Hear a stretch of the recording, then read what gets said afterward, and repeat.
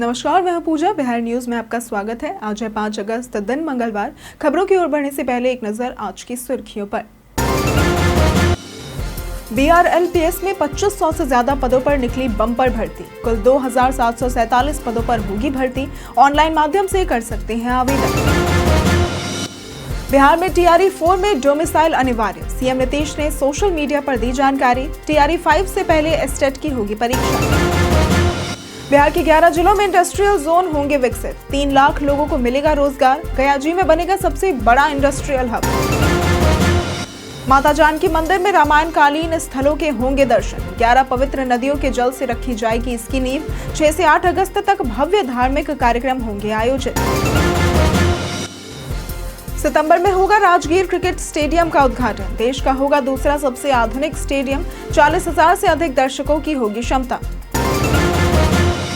सरकारी स्कूलों में बढ़ेगी समय पालन पर सख्ती। शिक्षा विभाग ने जिला अधिकारियों को दिए निर्देश। देर से आने वालों को नहीं मिलेगा अगले दिन प्रवेश।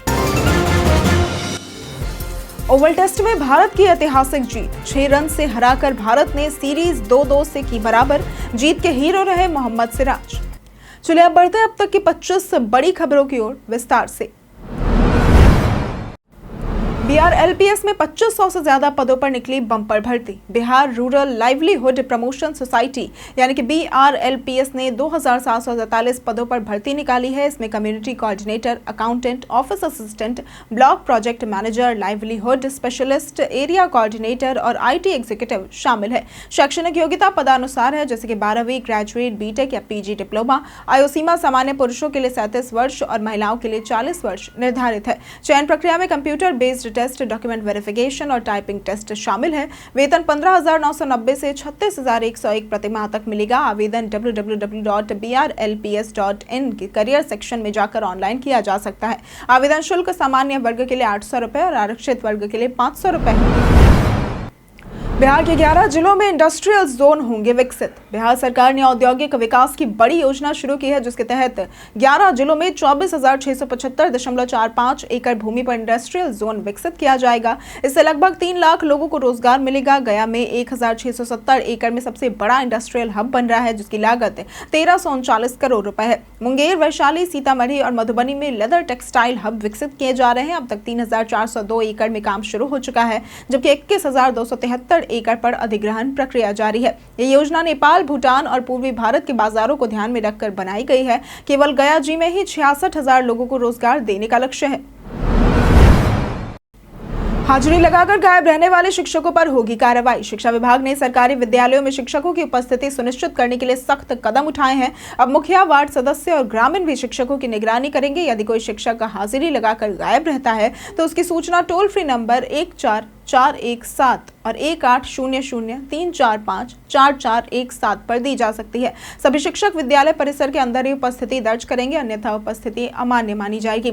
उपस्थिति बनाकर विद्यालय छोड़ने वाले शिक्षकों पर भी कार्रवाई होगी। बिना पूर्व स्वीकृति के अवकाश लेना प्रतिबंधित रहेगा। प्रधान शिक्षक एक विशेष पंजी संधारित करेंगे, जिसमें छात्रों के आकस्मिक विद्यालय छोड़ने की सूचना दर्ज की जाएगी और अभिभावकों को इसकी जानकारी दी जाएगी।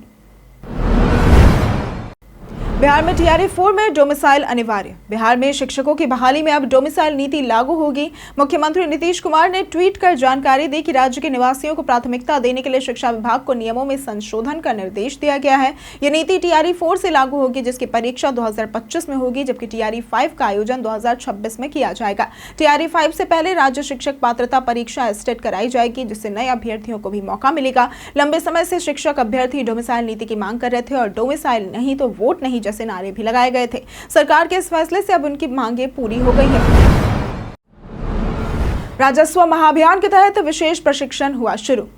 राजस्व महाअभियान 16 अगस्त से 20 सितंबर तक चलेगा, जिसमें ऑनलाइन जमाबंदी, उत्तराधिकार नामांतरण, बंटवारा नामांतरण और छूटी हुई जमाबंदियों को ऑनलाइन करने पर जोर रहेगा।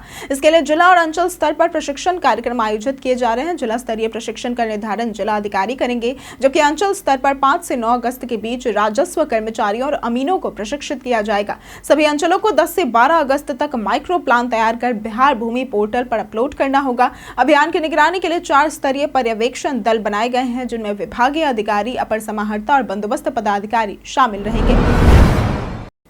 माता जानकी मंदिर में रामायणकालीन स्थलों के होंगे दर्शन। सीतामढ़ी के पुनौरा धाम में माता जानकी मंदिर की आधारशिला 8 अगस्त को केंद्रीय गृह मंत्री अमित शाह रखेंगे। ये मंदिर खास लाल बलुआ पत्थर से बनेगा और इसकी नींव देश की 11 पवित्र नदियों के जल से रखी जाएगी, जो भारतीय संस्कृति की एकता का प्रतीक है।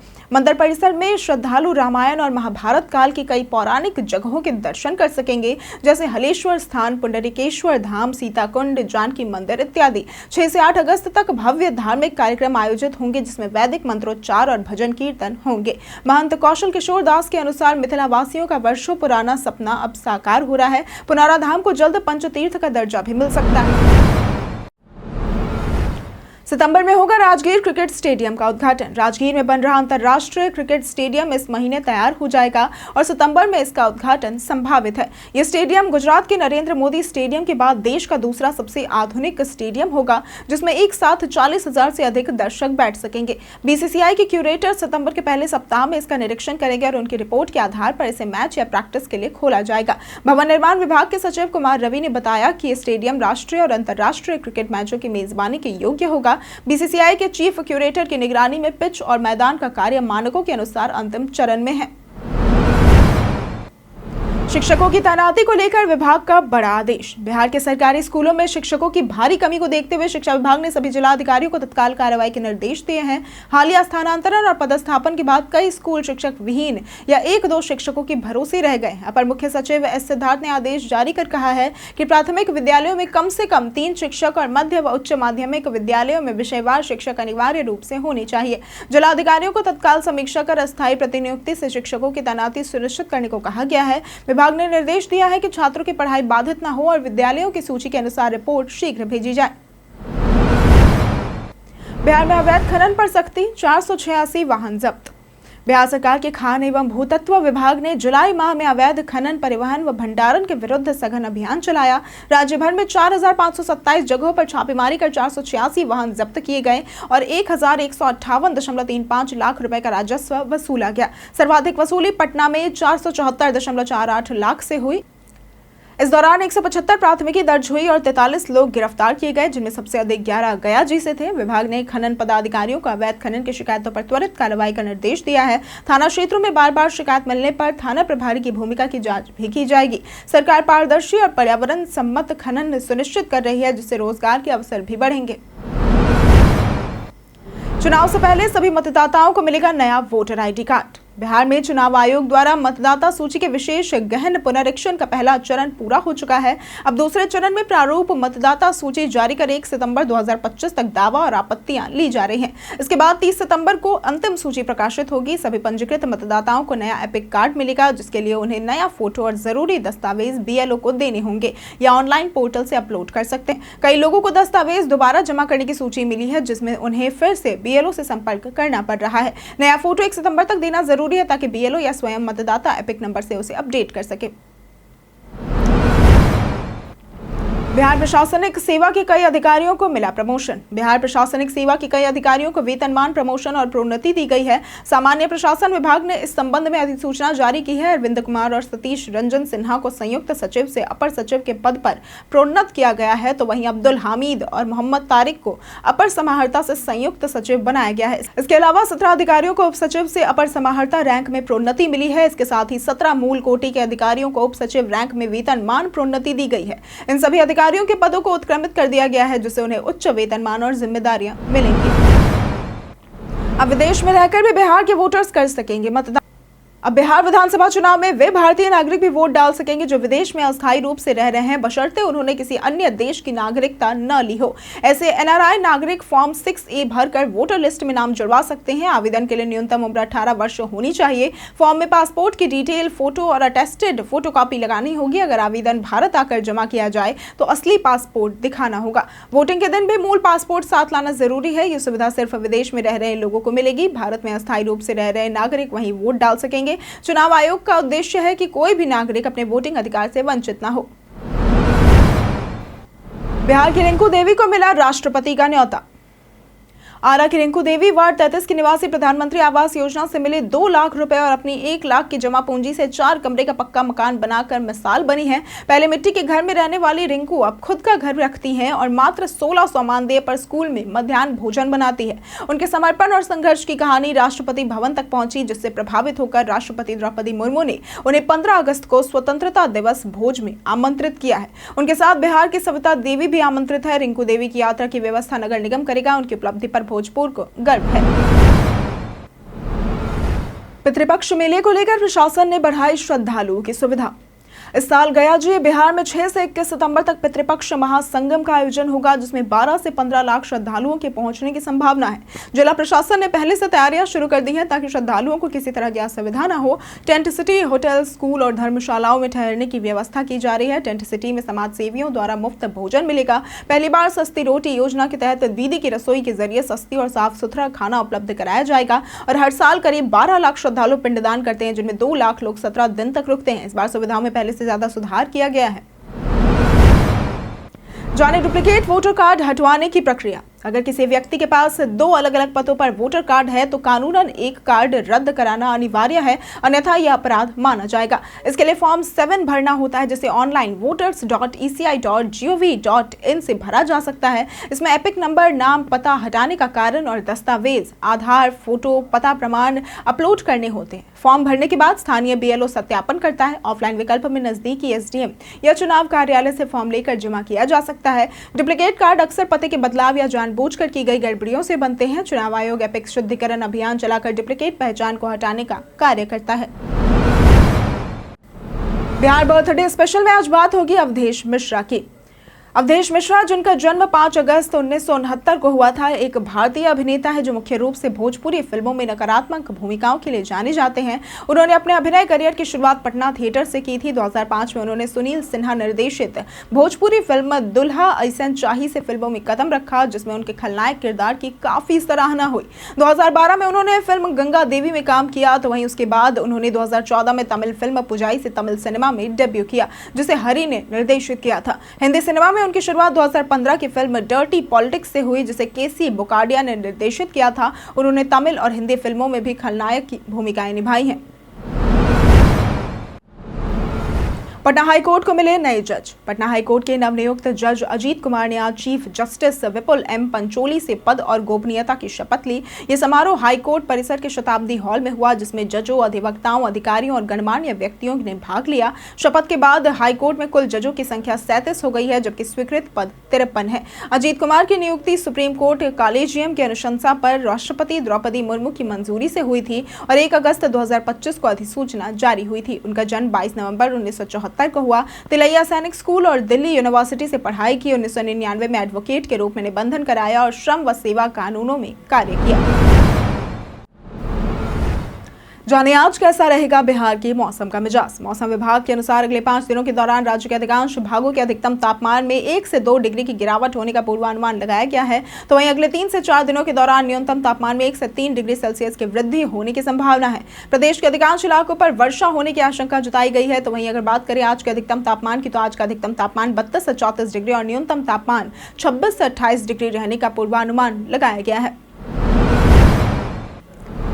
बिहार में बड़े पैमाने पर अंचल अधिकारियों का हुआ तबादला। राजस्व एवं भूमि सुधार विभाग ने बड़े पैमाने पर अंचल अधिकारियों का तबादला और पोस्टिंग की है। विभाग द्वारा जारी अधिसूचना के अनुसार 46 अंचलों में नए अंचल अधिकारियों की नियुक्ति की गई है। ये अधिकारी पूर्व में विभिन्न बंदोबस्त कार्यालयों में सहायक बंदोबस्त पदाधिकारी, कानूनगो और अन्य पदों पर कार्यरत थे। अब इन्हें संबंधित अंचलों में प्रभारी अंचल अधिकारी की जिम्मेदारी दी गई है। विभाग का उद्देश्य प्रशासनिक कामकाज को अधिक प्रभावी और सुचारू बनाना है। ये फैसला विभागीय स्तर पर चल रहे पुनर्गठन और बेहतर कार्यप्रणाली सुनिश्चित करने की दिशा में उठाया गया कदम है और इससे स्थानीय स्तर पर राजस्व से जुड़ी सेवाओं में भी सुधार की उम्मीद की जा रही है। सरकारी स्कूलों में बढ़ेगी समय पालन पर सख्ती। शिक्षा विभाग ने सरकारी स्कूलों में अनुशासन बढ़ाने के लिए सभी जिला अधिकारियों को निर्देश दिए हैं। अब स्कूलों में बच्चों की समय पर उपस्थिति सुनिश्चित की जाएगी। सुबह 9:30 बजे से पहले RTE एंथम 2 बार बजेगा और चेतना सत्र से पहले स्कूल का गेट बंद कर दिया जाएगा। देर से आने वालों को अगले दिन प्रवेश नहीं मिलेगा। चेतना सत्र में प्रार्थना, राज्य गीत, सामान्य ज्ञान आदि शामिल होंगे। हेड बॉय, गर्ल और मॉनिटर की व्यवस्था की जाएगी। पहले 3 पीरियड में गणित, विज्ञान और भाषा पढ़ाई को प्राथमिकता दी जाएगी। शिक्षकों की हाजिरी पर सख्त निगरानी रखी जाएगी और अनुपस्थित पाए जाने पर कार्रवाई होगी। शिकायतों के लिए टोल फ्री नंबर भी जारी किए गए हैं। जदयू के नीरज कुमार का तेजस्वी पर पलटवार।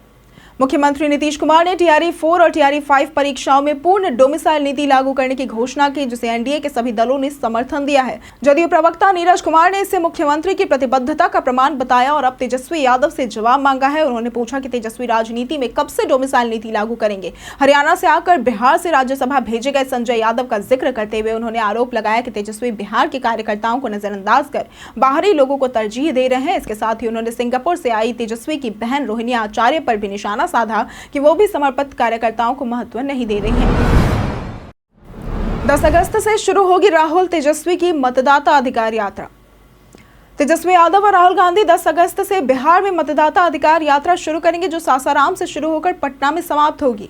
यात्रा 2 चरणों में होगी। पहला चरण 10 से 13 अगस्त तक सासाराम से गया तक और दूसरा चरण 16 अगस्त से शुरू होकर नवादा, जमुई, भागलपुर, सीमांचल, कोसी, मिथिलांचल, चंपारण, तिरहुत और सारण होते हुए पटना पहुंचेगा। इस दौरान वे मतदाता सूची में गड़बड़ी, अपराध, बेरोजगारी और पलायन जैसे मुद्दों को उठाएंगे। कांग्रेस अध्यक्ष मल्लिकार्जुन खड़गे, प्रियंका गांधी और इंडिया गठबंधन के अन्य नेता भी यात्रा में शामिल होंगे। यात्रा का उद्देश्य मतदाताओं को जागरूक करना और जनता से सीधा संवाद स्थापित करना है। पटना में इसकी समाप्ति एक बड़ी जनसभा के साथ होगी।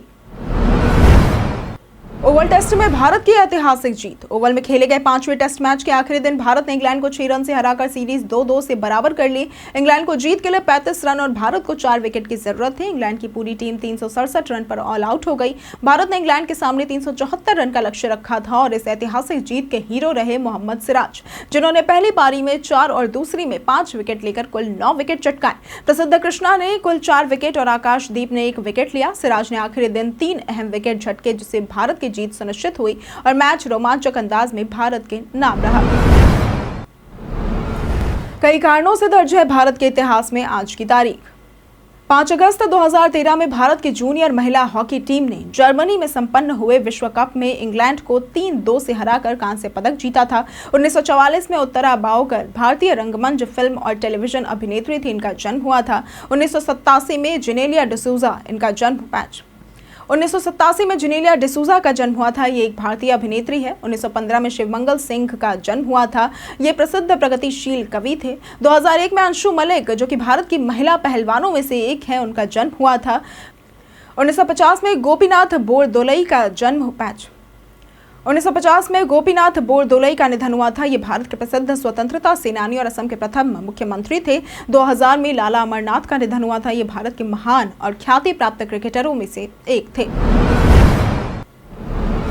जाने फ्रिज को बार बार बंद करने के नुकसान। आजकल फ्रिज हर घर की जरूरत बन चुका है, लेकिन कई लोग इसे बार बार ऑफ करना सही मानते हैं, जो कि एक गलत आदत है। बार बार फ्रिज ऑन ऑफ करने से कंप्रेसर पर अतिरिक्त दबाव पड़ता है, जिससे उसकी कार्य क्षमता कम हो जाती है और वो जल्दी खराब हो सकता है। इससे दरवाजा भी ठीक से बंद नहीं होता, कूलिंग कम हो जाती है और खाने की चीजें जल्दी खराब होने लगती हैं। इसके साथ ही बार बार ठंडा होने में ज्यादा एनर्जी लगती है। आजकल के एडवांस फ्रिज में ऑटो कट फीचर होता है, जो तापमान के अनुसार खुद कंप्रेसर को नियंत्रित करता है, इसलिए मैनुअली फ्रिज बंद करने की जरूरत नहीं होती।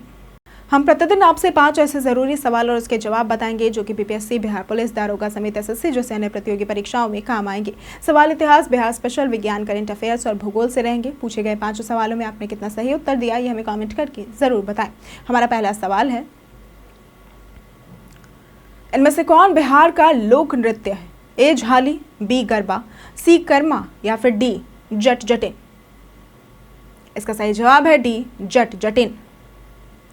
हमारा दूसरा सवाल है, बिहार की पेंटिंग विधा कौन सी है?